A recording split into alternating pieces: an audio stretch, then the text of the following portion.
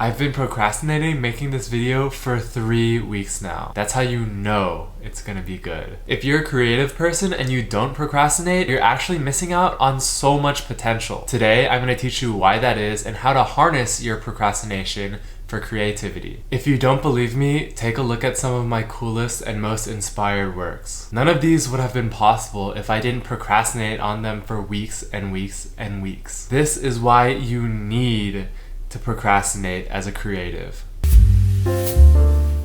Any creative knows that inspiration comes and it goes. When it comes, you need to be ready to send it. You need to be ready to ride that inspiration out to its logical conclusion. Think of it like a surfer. When a surfer is out at sea, they spend most of their time waiting for the right wave. If they're paddling all the time, constantly trying to ride every single small ripple that the ocean sends at them, they're not gonna catch anything. Their surfing experience will be boring and uninspired. And even if a big wave does come, they'll be in the wrong location, not to mention way too tired to ride it to shore. The same goes for creativity and inspiration. If you constantly force yourself to do creative work without any inspiration, of course your work is going to be boring. And if a big wave of inspiration does come, you won't be in the right place to ride it. You might be tired or burnt out from constantly creating material for no reason. And you might have gone too far in your creation, meaning that you can't turn back and start over now. Procrastinating allows you to be ready to capture a wave of inspiration at a moment's notice. When a big wave comes, you'll be refreshed and in the perfect position to give it your all. This is how you create inspired work. Hello, Editing Kobe here. Okay, obviously you can't just turn off your brain and play video games or watch cable TV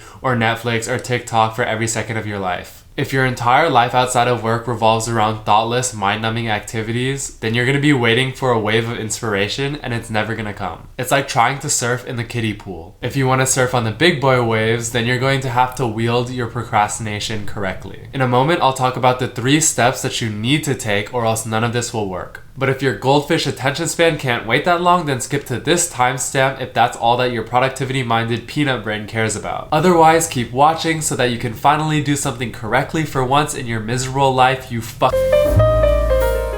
Procrastinating gives you time to step back and reflect on your work. Now, I'm not saying don't have routines or systems. Those can be beneficial too. But a lot of the time, the only way to move forward, the only way to bring your work to that next level is to take a step back and reflect. It's like when a painter steps away from their painting so that they can view it from afar, so that they can see the entire work more clearly. When you're in the middle of a work, procrastinating the next part helps you take a step back and develop a sense of clarity about where you want to go with the work, your overall vision for the piece. Ever heard of writer's block? There's a reason why the most common advice that people will tell you to get past it is to take a break, do something else. They're telling you to procrastinate. If you force yourself to write when you have writer's block, you just know that your writing is gonna be bad, horrible even. But if you consistently write with clarity of mind and when inspiration strikes, trust me when I say this, your writing is going to transcend anything you've ever written before. I'm telling you that procrastinating will bring out your best work as a creative. Procrastination leads to more creative growth. If you don't procrastinate, or at least give yourself a little bit of time between projects, you'll be depriving yourself of a much needed opportunity to look back at your previous project and learn from it, to learn from your mistakes and your successes. If you keep starting projects one after the other, you're gonna always be focused on your work. You're not gonna have the time, and you're not gonna take the time to look back and see, oh, what did I do wrong in this project? Or what can I learn from this project? You also won't have the time and the space to develop your aesthetic. Since you didn't learn from your previous project, what aesthetically is gonna be new about your next project? Sure, your technical skills might be better from project to project, but your aesthetic, your style, your ideology and views about art will remain stagnant.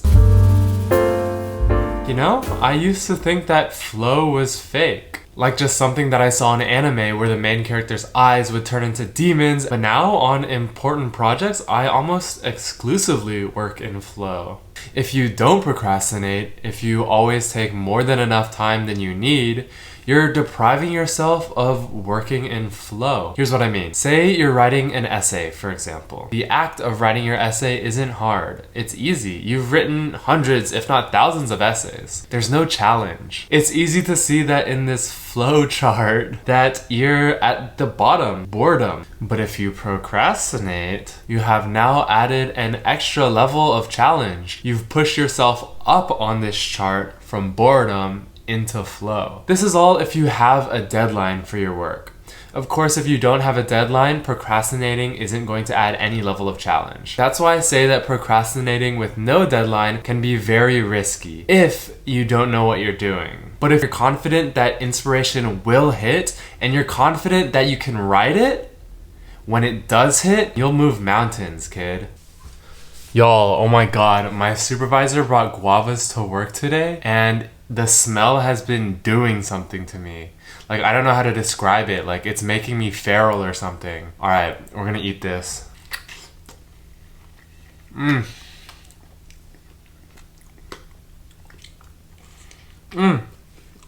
Worried that if you do procrastinate, you won't have enough time to finish your work before your deadline? Don't be. Parkinson's law suggests that work expands or contracts to fit the time that we give it. If you have more time for a project, you'll take more time to complete it. If you have less time for a project, you'll take less time to complete it. Don't take this to the extreme though. I'm not saying procrastinate a 15-page paper until you have 30 minutes left. Just procrastinate until you feel that wave of inspiration.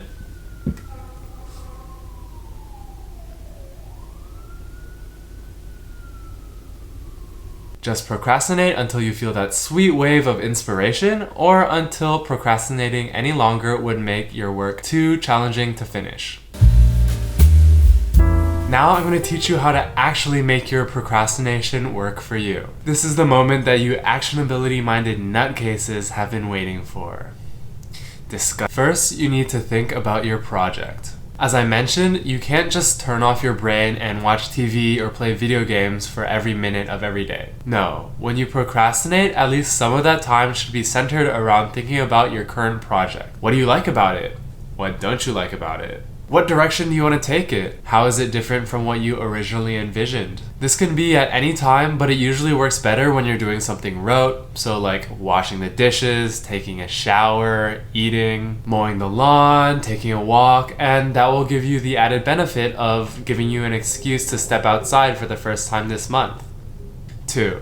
Think about and refine your aesthetic. What do you like in art? What colors? What themes? What techniques? Personally, I love purple, I love white, I love chaos, I love hype, I love repetition, I love patterns, I love ego. And even if I can't actively implement these things into my current project, I know that they will bubble up and inform my work and my future work. Refining your aesthetic is pretty easy, just do something fun instead of working. Okay, maybe not as easy for y'all because y'all are nerds and lose, but I don't know. Go to a museum, go to a dance showcase, go to an art gallery, go to a concert, go to a botanical garden, and notice what excites you. And think about how that can inform your art. Number 3 is learn a new art form. I feel like if you only work on one type of art, if you only use one medium, one style, your art can end up feeling all the same. So get into other things as well. There's a ton of different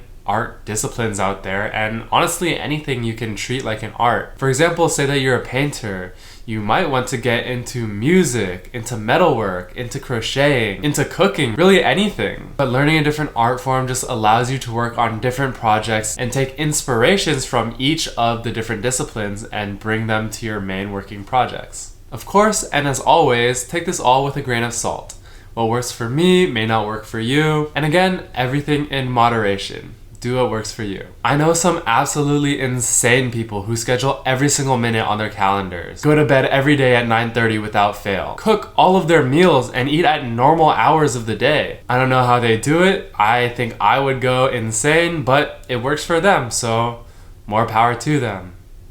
freaks. Anyways, I hope that this video was insightful and enjoyable. If it was, don't forget to rewatch it 5 more times on 4 different monitors each. Thank you. It really helps out. Okay, I gotta get going now, but it was so nice seeing you again, so nice catching up, and we'll hang out sometime soon. Alright, see you next week, man. Oh shit. Alright, bye-bye.